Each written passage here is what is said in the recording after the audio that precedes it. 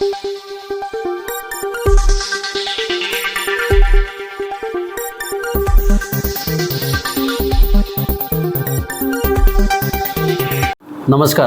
Asian news चॅनलमध्ये आपले स्वागत आहे।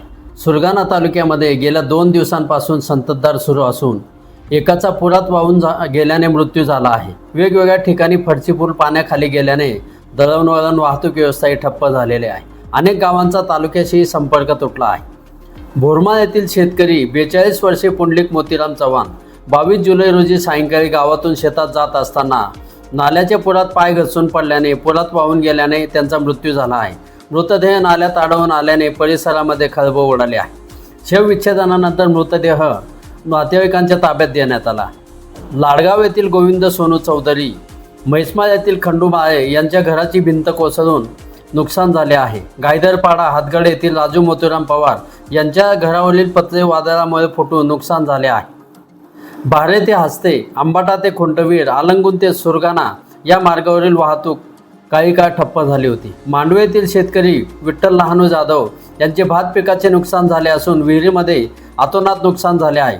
ठाणगाव येथील झरीचा तलाव फुटल्याने 9 शेतकऱ्यांचे भात शेतीचे नुकसान झाले आहे। यामध्ये सुभाष महाले, गुलाब महाले, नारायण महाले, जयराम महाले आदींचा समावेश आहे।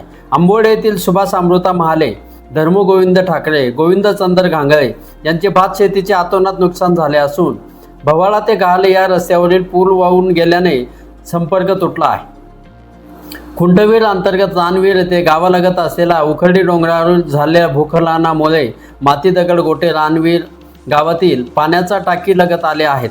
या गावातील नागरिकांना सुरक्षित स्थळी हलवण्याच्या सूचना देण्यात आल्या आहेत।